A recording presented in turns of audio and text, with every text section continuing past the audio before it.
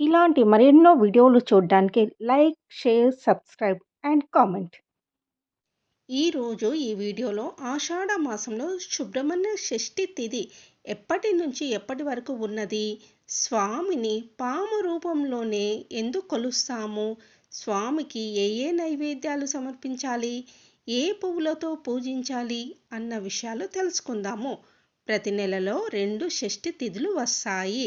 కృష్ణపక్షంలో వచ్చే షష్ఠిని సుబ్రహ్మణ్య షష్ఠిగా జరుపుకుంటాము. షష్ఠి అంటే మురుగన్ని పూజించే రోజు.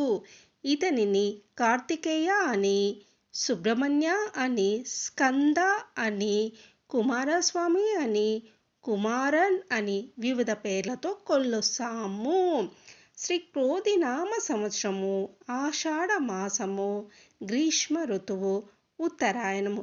షష్ఠి తిథి ప్రారంభం 11వ తేదీ జూలై 2024 గురువారము ఉదయం 8:03 నుండి 12వ తేదీ జూలై 2024 శుక్రవారం ఉదయం 9:59 వరకు షష్ఠి తిథి ఉన్నది.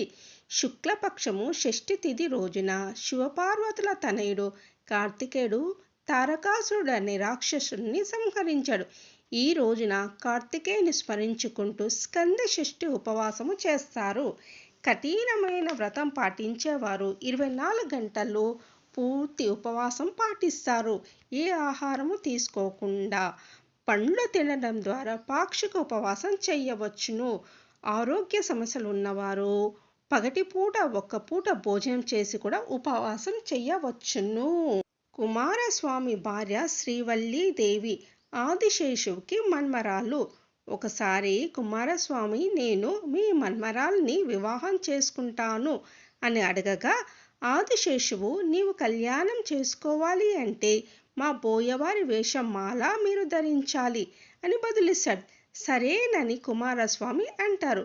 వల్లీదేవి కూడా, నేను ఆదిశేషు మన్మరాల్ని, సర్పరూపంలో ఉంటాను, మీరు కూడా నాలాగే సర్పరూపంలో ఉంటేనే నేను కళ్యాణం చేసుకుంటాను అని అంటుంది. కుమారస్వామి అలా సర్పరూపం వల్లీదేవి కోసం ధరించారు. అలా సర్పాలకి ఆయనకు సంబంధం ఏర్పడింది. జాతకంలో 5వ స్థానం పుత్రులది. పిల్లలు కలగాలంటే కుజుని అనుగ్రహం ఉండాలి. ఏ నాగదోషమో ఉంటే భార్యాభర్తలు సఖ్యంగా ఉండరు. కుజుడి ఆరాధ్య దేవత సుబ్రహ్మణ్యేశ్వరుడు. అందుకే ఆయనను నాగరూపంలో కొలుస్తారు.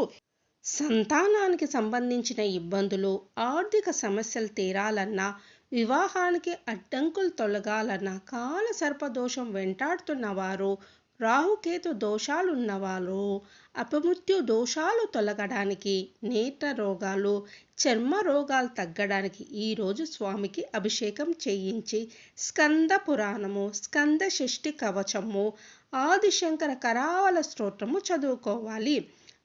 బెల్లంతో చేసిన చిమిలి, బియ్యం పిండితో చేసిన చలివిడి, వడపప్పు, పాలు, అరటి పండ్లు నైవేద్యంగా సమర్పించాలి. ఎర్రని మందార పువ్వులు, తెల్లని నందివర్ధనము, మల్లెలు, జాజులతో స్వామిని పూజించాలి.